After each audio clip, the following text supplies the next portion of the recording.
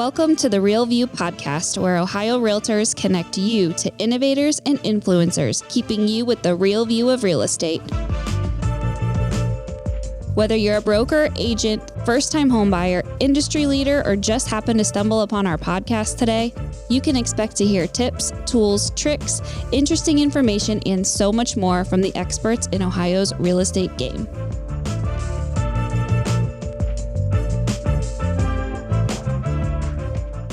Hi, everyone, and welcome back to the Real View podcast. I am your host, Allison Wiley. Joining me today, our special guest is Lori Muller. She's a real estate strategist, speaker, and former U.S. president of Exit Realty, who believes the industry doesn't need more noise, it needs more leadership.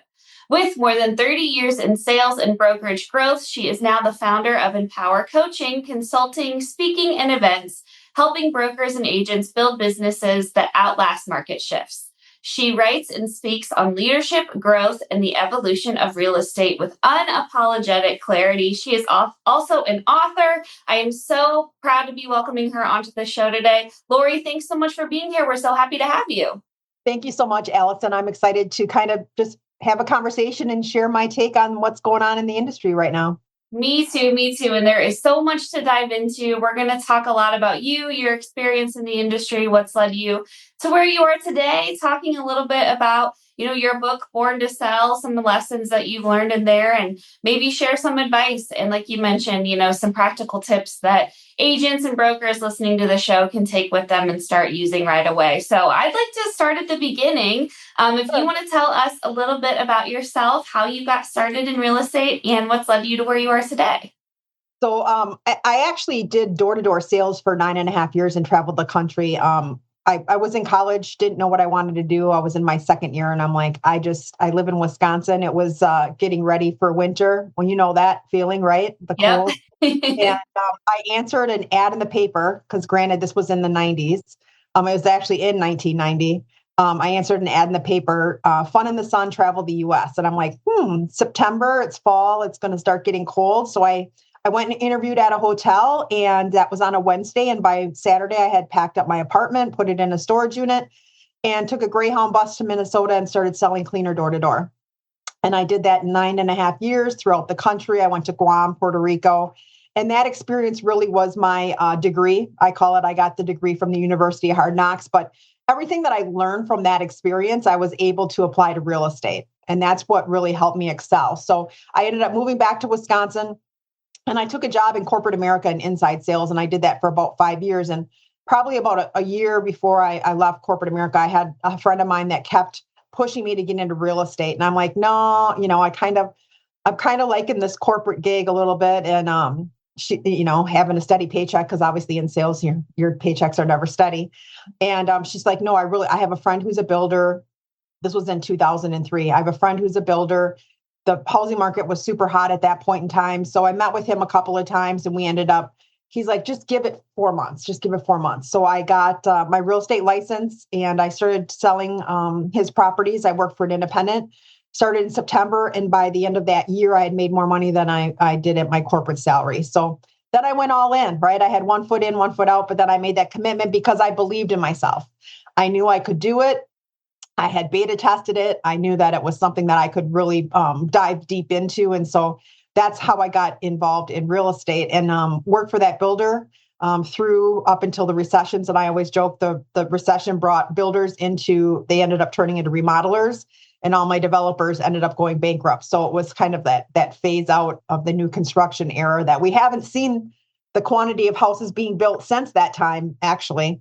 And so then when I got into real estate, I was by myself for the first 4 months, but then right away I knew I had to leverage other people, and I started a team. And I started a true Rainmaker team. So in my city, I'm from Oshkosh, Wisconsin originally. In my city, I was the first true Rainmaker team. You would see spouses or a parent and a child as teams, but you never saw a true Rainmaker team. So I started a Rainmaker team in January of 2004. And then I ran that team out of different model homes inside different subdivisions across our area. And then in 2007, I decided, hey, this team thing's pretty good, but now I'm still giving a portion of my money to my broker and I'm really off site and I'm not utilizing any of their tools. Maybe it's time for me to go out on my own. And so I bought the first exit franchise in the state of Wisconsin in 2007. And then I built that and ended up having multiple locations, and then took a job with Exit Corporate in 2020. They created a position for me to be on the leadership team. And so then I took that journey, and I left Exit in September after 18 years, and kind of new path, new direction. And, with the chaos that's going on in the industry, I wanted to be able to pivot a little bit quicker than what's going on right now. And so I wanted that flexibility. And so I started Empower Coaching because I have been coaching agents and brokers across the country for the last 20 years. So that was kind of the next logical step. So that's kind of my journey in a synopsis. No, I love that. It sounds like, you've kind of done it all. You've had your hands in a little bit of every aspect of the industry, which, makes you such a good expert and someone that, I'm really glad to be having with us on this show. And you talked about belief and what that meant and believing in yourself, which we're going to get into, in a minute later on in the show. But I want to talk about your founding Empowered Coaching, Consulting, Speakings. And you mentioned, this is kind of something you were doing naturally throughout your time in the industry. Why was that something you wanted to pursue? And talk to us kind of about your thought process and what you guys do at Empower. I think that the natural progression for Empower and for the coaching side specifically, I'll kind of go through the segments of Empower. So for the coaching side of it, I have been naturally coaching agents. As a broker, you're always coaching your agents. But then I got involved in NAR, and I got involved in the associations at a local and state level. And then I also got involved in the National Women's Council of Realtors. And through my journey in all of those servant leaders positions, you're coaching people, whether you realize it or not, right? So you're coaching a member, or you're coaching an agent, or you're coaching an up and coming leader. And so that was kind of a natural progression for me, is to really I always call it the parent-child relationship. Some agents, they get coaching from their broker, even though they don't realize it, and they don't listen to their broker. But yet then I go and tell them as a third party the same exact thing their broker's been telling them for months. And the light bulb comes on and it resonates with them. And they're like, wow, that's a great idea. And their broker will say, but I've been telling you that for the last 12 months or whatever it is. So I like that aha moment that you get from coaching. I like being able to guide someone and just really, it's putting the belief in them before they believe in themselves. Yeah. That's really what coaching is. It's putting the belief in them, like giving them that gentle nudge, holding them accountable, even though a lot of times they do not like that part of it, the accountability side. But it's really just that nudge and holding them accountable and helping them stay on track. And then once they start believing, then you create your own mini coach, because now they're coaching other people without even realizing that they're doing it. So that's the lane with the coaching with Empower. Consulting, in my role, in the leadership role at the national level, we dealt a lot with franchisees and partnership disputes and, different criteria like that, or a broker having issues with their own internal leadership team. And so that consulting side of it, I'm a very strategic thinker. And so I like the strategy side of consulting. So it's okay, here's my problems, kind of doing the SWOT analysis on a business, whether it be an agent's business, a broker's business, or a brand's business, and doing that SWOT analysis and saying, okay, here's where your strengths and weaknesses are. These are an internal reflection on your business. And then here's where the opportunities and the threats are. And that is an external reflection on what's going on in your marketplace. And so really having the opportunity to dive deep in that's where the consulting came in. Speaking, I've been speaking across the country for the last 15 years. I enjoy doing it, which most people are like, I'd rather have my teeth pulled. But I really do enjoy speaking and getting to know people. And what's funny is, as I've done that, you see the same problems, whether you're in Wisconsin or Florida, California or New York. The same problems are going on in the industry.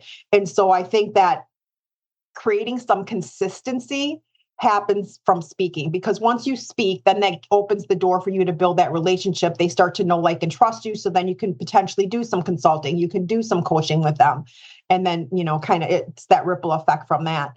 And then obviously you can't do speaking without an event. So having those live events, I think, is so critical in this day and age of real estate, because we're on Zoom right now, right? And we've gotten so used to being on Zoom. But if you and I were in the same room together, the energy's different. You Yeah. feed off of each other differently. So I think live events are critical for brands who want to grow, for brokerages who want to grow, and for agents who want to have live events for the consumer. We've gotten away from that. And I think there's power in that. And I just think that's kind of where the event side of it came into play. I love it. That's so cool. Congrats on building such an amazing company. And, you really do it all. You have so many opportunities there and, you're helping so many people. And I think that's a really cool thing about this industry. I've said it a lot, on this podcast, but I just think it's so cool how, we're all in competition with each other, right? I mean, technically, when you think about it, we are all working together, but we are all in competition with each other. But yet everyone is so willing. And it's people like you, Lori, that are so willing to share their experience, share their wisdom, share their knowledge, share what they've been through to bring that next generation along. And I think that that is just so cool and makes our industry really special and unique in that way. So thanks for being so willing to give back and to share your knowledge and everything that you've learned. I think that's really special. Oh, thank you. I want to talk a little bit about what you've been seeing and experiencing, right? You just mentioned, you have a really good pulse on this industry. You're talking to realtors and brokers from around the country. You mentioned, everyone's kind of experiencing the same thing, which I think that should make us feel good, right? We're kind of all in this together. We're experiencing some of the same issues. What are you seeing out there in the current real estate landscape? What are, realtors coming to you about? What are you hearing about? What's kind of some common themes or things that you're witnessing right now in the industry that's worth noting? I think some common themes I've seen from the agent perspective is just the uncertainty of what's going on with the industry, right? So what's surprising is as you travel is a lot of agents don't even understand the litigation situation that we've been in. They don't even have the awareness of okay, this is what's been happening. This is what's transpired. The mergers and acquisitions with brands. I mean, we just had the largest one happen with the Compass Anywhere merger. There's going to be a ton of those happening in 26 and 27. Mm-hmm. Agents don't understand how that affects the industry. And in hindsight, is it their responsibility to? I think to an extent, yes, but I think also the onus goes on to their broker too, who should be informing them on this is how these changes affect your profession, right? Because every agent is an independent contractor. They're running their own business, but the industry affects their business. And so they should really stay abreast of what's going on. And so I think that's one thing, a common theme I've seen is that agents just don't understand all the logistics of all the change that's going on. And that goes to CCP and the three-way agreement. I mean, there's just so many variables. So I think that's one big thing for agents. I think agents are also struggling with how do I ask for what I'm worth? Mm. So what is, so that comes back into the belief and the confidence in yourself and not having that imposter syndrome to say, okay, I know I'm good at this. And this is not going in being cocky. It's going in being confident. There's a difference, right? Yeah. Arrogance is different than confidence. Yeah. And so if agents go into an appointment knowing that they're the best choice for that consumer, that's a whole different mindset when you're going in to articulate your value, to show the services that you're providing, to say why you set yourself apart from your competition. And I think that's a common theme I see across the United States is that agents just aren't to that place right now. And that probably stems from a little bit of uncertainty. Mm-hmm. And then from the broker's perspective, the brokers have been beat up. You look at the big brands and how much money they've spent on litigation and they've been so focused on that maybe they haven't nurtured their agents and their brokers internally, right? So the brands have not been taking care of their people necessarily. And I'm not saying that across the board, but just when you're pulled in a different direction, it affects how your day-to-day operations continue. So for brokers, I think that brokers really need to take care of their agents. I think they need to really kind of look at their SWOT analysis and say, okay, where am I at right now with my business? Where do I want to go? What is my succession plan? And I tell this to brokers all the time. You may not want to retire for 15 years, but that doesn't mean that every day you shouldn't be thinking about what does that succession look like? And don't assume somebody's going to want to do it, whether it be a sibling or your child, because a lot of times I would have a situation where a broker would want to sell their business to their daughter or their son, and they've never had the conversation with them. And then you're sitting in the room with them, and the child is like, I have no intention of being in this business or wanting this role in this business. And so having those conversations, I think, and that top of the mind awareness is important. And also, you're building this company. What is the ultimate goal? You're building something to be able to sell, not to die in. And I hate to use that analogy, but our industry is filled with that, where people just continue to work and don't have that retirement or succession plan in place. So true, so important. It's never too early to start, thinking and planning about that. And you're right. You want to build something so amazing that it can sustain and be everlasting, even after, you've removed yourself from it. And all of that's super important to have. So definitely, if you haven't started thinking about that, now's the time to do it. Never too early to begin planning on some of that. So you mentioned a little bit about belief, and you mentioned belief in the brand, which I want to get into, but I think we should start at the first part of this, which is that belief in yourself, which you kind of mentioned. And you said, I see agents struggling because they don't have that, or they walk into these, appointments or listing appointments or, buyer rep appointments. And, they might not have that belief in themselves. They might not be believing that, they're the best person for this job, but that's something that you can change. And that's something that you can work on. Talk to us a little bit about that belief in yourself, how we can build it if we don't have it, what that looks like, and how it could really be, a game changer in order to have a successful business. I think belief in yourself comes from having the confidence to know that you can handle situations. And here's the thing about real estate. Every transaction is different. You're dealing with a different consumer, a different property, a different lender, everything's different, a different co-agent. Everything is different. And so if the only consistency is you. If you have that belief in yourself, then you're going to have that consistency in the transaction. So for establishing that belief, I think a lot of it has to do with removing the imposter syndrome. And that's hard. I mean, I don't think you ever truly get rid of it 100%. Because even to this day, sometimes I'll be like, should I be doing this? Am I really good enough to handle this? Like, can I really do right. Am I giving them the right advice, or am I the right person to be in this situation or in this seat right now? Yeah. And I think that the belief that you put in for the skill, like it's the skill set, the mindset, and the tool set, right? Those sets, the 3 sets. I think if you believe in those 3 things, so your mindset, where are you at? If you're a fire hose every day and you have all this angst and stress and you don't have any calm, it's going to create a different environment for you to work in. So it's just planning out how your environment is, because your environment affects you internally, which in effect affects your belief. I think that pouring into yourself, reading, I mean, you can't get enough. And if you don't like to read, like I was never a big reader, listen to the books.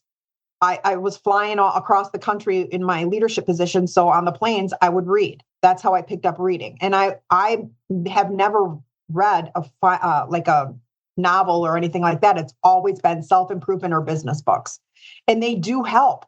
And I think that's something super important. Surrounding yourself with the right people is also super important. If you're in an environment where people are constantly pulling you down with them, you're never going to rise up. And it's John Maxwell. So I'm a John Maxwell certified speaker, trainer, and coach. And with John Maxwell, it's the law of the lid, right? So if you're in a room and you're in a room with all 7s, you're going to attract 7s and under. But if you're in a room with 8, 9, and 10s, you're gonna attract 8, 9, and 10s. And so the top 5, the 5 people that you surround yourself with most, that top 5, that's how it's going to affect your belief system. Mm-hmm. So if you feel like they're below you, or they're not below you, but you know what I mean with the with the levels, yeah, then they're not going to push you to be better than them. So you want to be in a room where people are pushing you to be better. Yeah, that's so important. It's contagious, right? The energy, the people that you bring around you, you feed off of that. Those people feed off of you. It's a very reciprocal kind of relationship, and it does matter so much. It really impacts, your mindset. You talked about mindset and the importance of that. That all of that really goes into, how you're presenting yourself, your confidence, how you can kind of build that up to be ready to walk into those presentations and feeling confident and strong. Belief in your value too. You talked about this too. You're like, agents don't realize their value. They're kind of nervous to ask for what they want if they go to their broker. I want to get into that a little bit. And you say, your product is you. And you were able to kind of build a team off of that. And because of that belief in your value, talk to us a little bit about having that belief and what you bring to the table, how you've kind of brought other agents along to realizing that, to being able to articulate that to a broker or to someone, who they want to go to, and be able to kind of share that, not from a cocky or arrogant way, as you mentioned, but from a cool, calm, collected, confident way. Talk to us about belief in your value and your product. So for your value, your product, right? As you said, the broker is the product, right? The broker's got to attract, it's their leadership that's attracting other people. And so if the broker, again, it has the confidence in themselves, they're going to be able to articulate that to an agent that they're looking to attract to their company. And I like to say attraction because you can't recruit someone. Yep. You have to attract them. Yes. Recruiting is like signing up for the military. I'm a recruiter. I'm signing you up. You're signing on the dotted line and you're forever with me. That's not what brokerage is. Brokerage is you're attracting people who have the same mindsets of how they want to grow organically their business. Mm-hmm. And they need to be able to understand and visualize your vision. What is your vision as a leader? So as a broker, you have to be able to articulate the value to the agent, just like an agent has to articulate their value to the consumer. And so I think that's super important because as a brokerage, your product is you as the leader.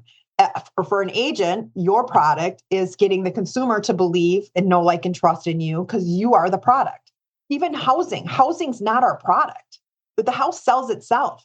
They either like it or they don't. You can't make someone buy a house that you like that they don't like. True. So when we look at the real estate industry as a whole, the product is the person. And this is one of my things right now is with AI. Everybody keeps asking me the question of how is AI going to take over our jobs? And is it going to do this? This industry is a people industry. It's a relational industry, and you're not going to ever eliminate the human. Yep. Now, you hear this all the time. Agents or brokers using AI are going to be more successful than agents and brokers who aren't because it enhances your business. It helps with time management. It streamlines some of the B and C tasks so that you can focus on revenue generating activities. Mm-hmm. There's all different ways to use technology. I mean, look at 15 years ago, we didn't even have social media. Yeah. Our social media was door knocking, was dropping off Popeyes, newsletters, going to networking events, your kids' games. It's totally different than what it is today. Yeah, no, that's so true. I heard someone kind of equate it to, something as big as electricity or the internet. You know what I mean? Like it's coming to enhance your life and make it easier. It's not coming to replace anything. And they said that, explained it in that way. And I'm just like, oh my gosh, when you think about it like that, it's so true. It's like, this is going to be a part of our everyday lives.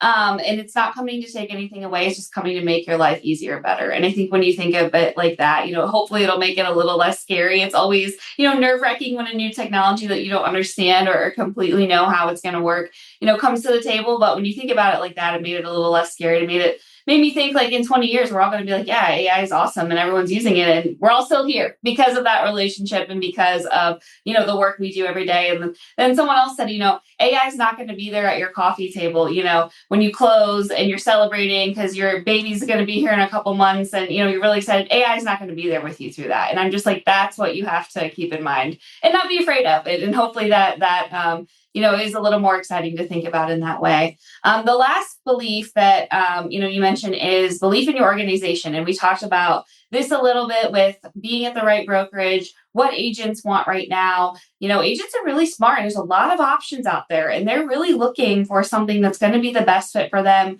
in this moment and also into the future. And I think that that's really important to think about. Why does brand alignment matter more than ever right now? And talk to us about the belief in that and feeling good about the brand that you're associating yourself with. I think the brand alignment is so important right now, just from the simple fact that if you have the belief in yourself and the belief in your product, right?